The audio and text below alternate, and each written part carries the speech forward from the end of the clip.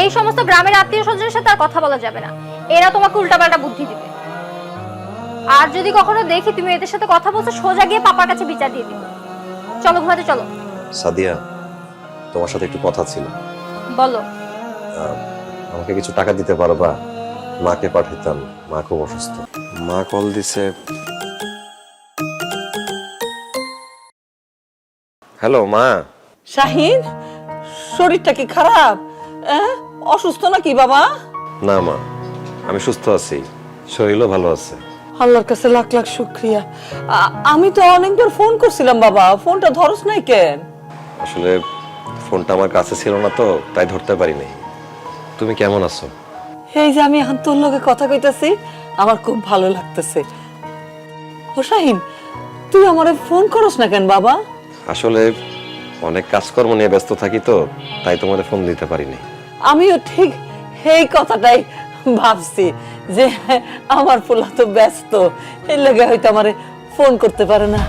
তাই বাবা, মাঝে মাঝে আমার একটু সময় কইরা ফোন দিস বাবা, কারণ তুই ফোন করলে আমি একটু ভালো থাকি। তোর লগে কথা কইতে না পারলে আমার তো দমটা বাইরে যায় বাবা। ঠিক আছে মা, আমি ফোন দিব। আর কিছু কইবা? শরম লাগতেছে রে বাবা, কিন্তু তোর কাছে না কই আমি কার কাছে কমু ক? হইছে কি, ঘরে একটু ওই যে চাল ডাল তেল মশলা নাই আর কি, যদি কিছু টাকা পয়সা পাঠাইতে তাইলে। মা, আসলে হয়েছে কি, আমার কাছে তো টাকা নাই। মাস শেষে কয়টা টাকা হাতে পাইলে আমি তোমার কাছে পাঠাবো। আপাতত কয়টা দিন একটু কষ্ট করে চলো। মাস শেষ হইতে তো অনেক অনেক দেরি বাবা। কেমনে? আচ্ছা ঠিক আছে, চালাই নিমু।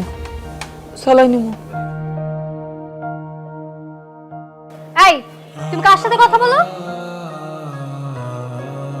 না মানে ওই গ্রাম থেকে একজন আত্মীয় কল দিছিল, তার সাথে কথা বলতেছিলাম। মানে আমি তোমার জন্য ওয়েট করতেছি ঘুমাবো দেখে, আর তুমি এখানে গ্রামের আত্মীয় স্বজনের সাথে কথা বলতেছো। ফোন রাখো, এক্ষুনি ফোন রাখো। আমি তোমার সাথে পরে কথা বলবো। হ্যাঁ, রাখো। এই সমস্ত গ্রামের আত্মীয় স্বজনের সাথে আর কথা বলা যাবে না, এরা তোমাকে উল্টাপাল্টা বুদ্ধি দিবে। আর যদি কখনো দেখি তুমি এদের সাথে কথা বলছো, সোজা গিয়ে পাপার কাছে বিচার দিয়ে দিবে। চলো ঘুমাতে চলো। সাদিয়া, তোমার সাথে একটু কথা ছিল। বলো। আমাকে কিছু টাকা দিতে পারবা? মাকে পাঠাইতাম, মা খুব অসুস্থ। লজ্জা লাগে না তোমার? হাজবেন্ড হয়ে ওয়াইফের কাছ থেকে টাকা চাও? কোথায় তুমি আমাকে ইনকাম করে টাকা এনে দিবা, তুমি আমার কাছ থেকে টাকা চাচ্ছ?